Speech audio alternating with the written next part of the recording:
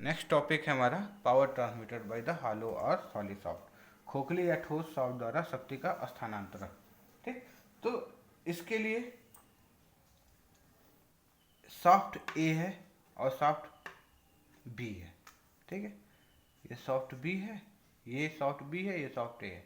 ठीक है, सॉफ्ट ए का बेयरिंग के द्वारा एक मोटर से जुड़ा हुआ है। ठीक, और सॉफ्ट ए पुली सी से जुड़ा है, पुली सी एक बेल्ट के द्वारा पुली डी से जुड़ा है, फिर पुली डी से शाफ्ट बी है जो कि मशीन से जुड़ा है। ठीक है, तो पहले ये मोटर स्टार्ट होगा। ठीक, मोटर जब घूमेगा तो बेयरिंग के कारण ये सॉफ्ट ए भी घूमेगा। जब सॉफ्ट ए घूमेगा तो ये पुली सी भी घूमेगा। पुली सी से पुली डी एक बेल्ट के द्वारा बंधा है। ठीक है, एक बेल्ट के द्वारा लगा है, तो जब पुली सी घूमेगा तो पुली डी भी घूमेगा, और जब पुली डी घूमेगा तो सॉफ्ट बी घूमेगा। और सॉफ्ट बी के द्वारा एक बेयरिंग के द्वारा मशीन जुड़ा हुआ है, ये मशीन है हमारा।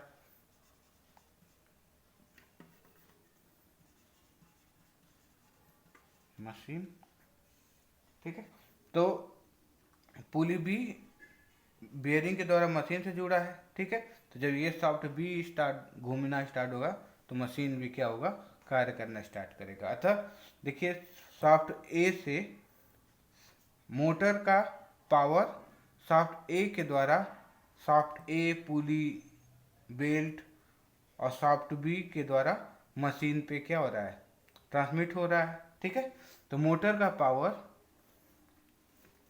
सभी अरेंजमेंटों से होते हुए क्या हो रहा है, मशीन को चला रहा है, मतलब पावर ट्रांसमिशन हो रहा है। तो ये पावर ट्रांसमिशन के लिए हम क्या करेंगे, सूत्र का स्थापित करेंगे। ठीक है, तो वर्किंग फिर से समझ लीजिए कि मोटर है, मोटर जब चल घूमता है तो मोटर से जुड़ा हुआ सॉफ्ट ए है। ठीक है, सॉफ्ट ए बेयरिंग के द्वारा मोटर से जुड़ा है, तो जब मोटर घूमना स्टार्ट करेगा तो सॉफ्ट ए भी घूमना स्टार्ट करेगा। सॉफ्ट ए से पुली सी है जुड़ा हुआ, तो सॉफ्ट ए घूम रहा है तो पुली भी घूमना स्टार्ट करेगा। पुली पुली डी से जुड़ा है किसके द्वारा, बेल्ट के द्वारा। जब पुली सी घूमना स्टार्ट करेगा तो बेल्ट की सहायता से पुली डी भी घूमना स्टार्ट करेगा। पुली डी से ज्वाइंट सॉफ्ट बी है। ठीक है, तो जब पुली डी घूमना स्टार्ट होगा तो सॉफ्ट बी भी घूमना स्टार्ट होगा, और जब सॉफ्ट बी घूमेगा तो मशीन का पार्ट्स भी घूमेगा और मशीन कार्य करना स्टार्ट कर देगा। ठीक है, तो अब हम इसके लिए सूत्र का स्थापित करेंगे। ठीक है,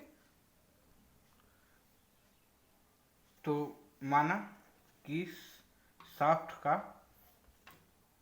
का जो अर्धव्यास अर्थात त्रिज्या कैपिटल आर है, शाफ्ट पर औसत बल गुण कैपिटल टी है, शाफ्ट 1 मिनट में n चक्कर लगाता है। ठीक है, और कैपिटल एच शाफ्ट द्वारा ट्रांसमिटेड पावर है। ठीक, और कैपिटल एफ क्या है कि शाफ्ट में आर त्रिज्या पर लगने वाला बल है, मतलब कि आर त्रिज्या या आर अर्धव्यास पर लगने वाला बल है। तो औसत बल गुण कितना होता है, बल गुण क्या होता है, बल गुणे लंबवत दूरी। तो औसत बल हमारा एफ है और दूरी कितना है, अर्धव्यास, मतलब शाफ्ट का त्रिज्या। तो शाफ्ट का त्रिज्या कितना है, आर। ठीक है, तो बल गुण बराबर बल गुणे लंबवत दूरी या बल गुणे दूरी, तो एफ गुणे आर, जैसे समीकरण नंबर 1 करते हैं। ठीक है, तो शाफ्ट को एक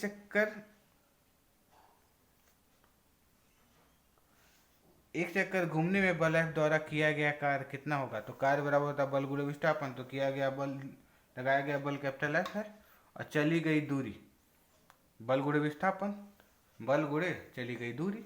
तो चली गई दूरी कितना, शाफ्ट के परिधि के बराबर। एक चक्कर में शाफ्ट कितना घूमेगा, अपने परिधि के बराबर, तो उसकी परिधि कितना है, 2 पाई आर। ठीक है, और गुणे बल, तो इसका मात्रक न्यूटन मीटर हो गया। अब एक चक्कर में 2 पाई आर इंटू एफ घूमता है, तो एन चक्कर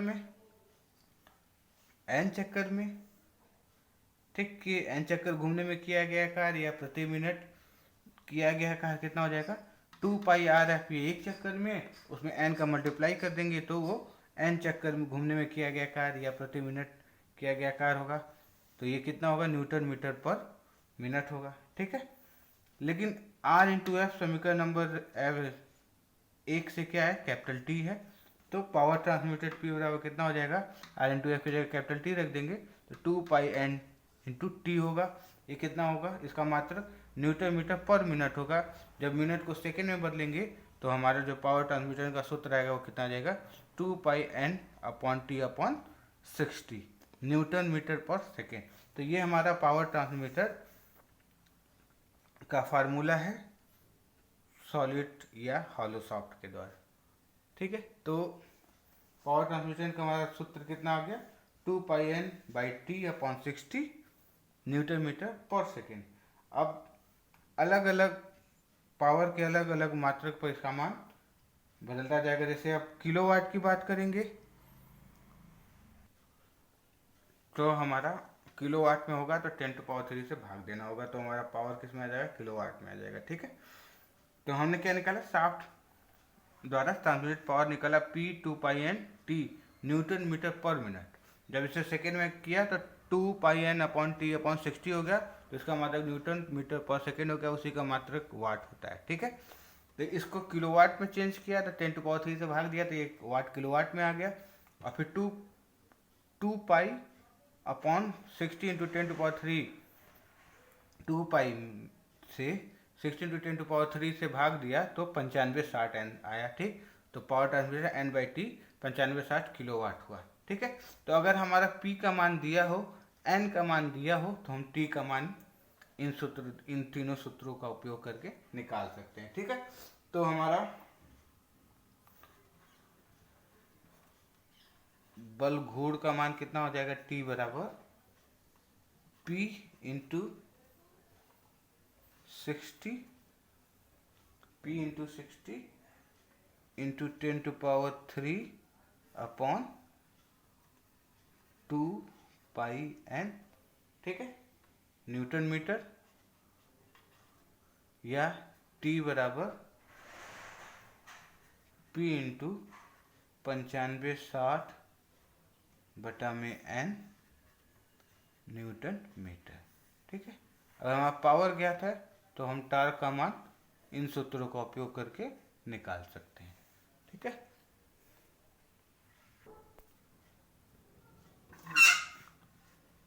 नेक्स्ट है, ये न्यूमेरिकल में उपयोग होगा कि ज्ञात शक्ति के लिए शाफ्ट का व्यास ज्ञात करना।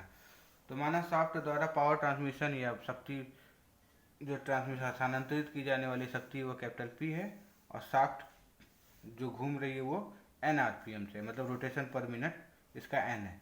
तो औसत बल घूर्ण निकालेंगे, T एवरेज निकालेंगे इससे पहले वाले सूत्र से जो अभी अभी हम लोग निकाले हैं, P into 60 into T average या टार्क एवरेज बराबर P into 60 into 10⁻³ newton metre. ठीक है, तो ये हमारा औसत बल घूर्ण है। और अधिकतम बल घूर्ण का मान हम लोग निकालते हैं सूत्र मरोड़ समीकरण से। ठीक है, तो मरोड़ समीकरण से जो निकालते हैं वो हमारा अधिकतम होता है, लेकिन जो हमारा शाफ्ट होता है सदैव एक सा बल घूर्ण कार्य नहीं करता है। इसलिए जब शाफ्ट का अभिकल्पना या डिजाइन किया जाता है तो मरोड़ इक्वेशन से अधिकतम बल घूर्ण का प्रयोग किया जाता है। ठीक है, तो शाफ्ट का व्यास अधिक बल घूर्ण के द्वारा ज्ञात किया जाता है। ठीक है, तो डिजाइन के लिए शाफ्ट का मतलब जो भी हम शाफ्ट का डिजाइन करते हैं उस पर हम अधिकतम बल घूर्ण के लिए औसत मान से सदैव 25 से 30% अधिक लेते हैं। ठीक है, अधिकतम जो बल घूर्ण होता है वो औसत बल घूर्ण से हमेशा कितना 25 से 30% अधिक लेते हैं। इस वजह से हमने क्या किया है, जो अधिकतम बल घूर्ण है वो औसत बल घूर्ण से कितना अधिक, बल घूर्ण से कितना अधिक है, 25% अधिक है। ठीक है, 25 या से 30% के बीच से अधिक लिया जाता है। ठीक है ना, 25 से 30% अधिक लिया जाता है हमेशा। तो हमने क्या लिया, 25% अधिक ले लिया। ठीक है,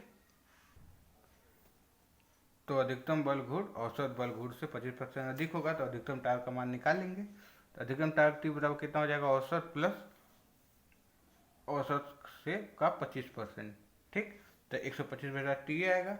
अब इस अधिकतम टार्क का मान हम मरोड़ समीकरण में रखेंगे तो हमारा D का मान आ जाएगा। ठीक है, तो मरोड़ समीकरण हमारा क्या होता है, T/J/Q/R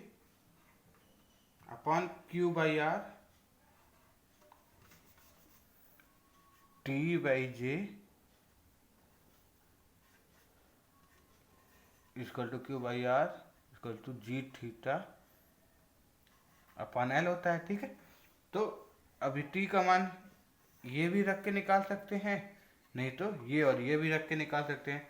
तो एक बार ये इसको ये दोनों लेकर और एक बार ये और ये लेकर निकाल लेंगे, किसी से दोनों में से कोई भी ले सकते हैं। ठीक है, तो एक बार ये लिया और एक बार ये और ये लिया। ठीक, तो जब ये लिया तब हमारा डी का मान कितना आया 16/पाई गुड़े टी अपन क्यू के पावर 1/3।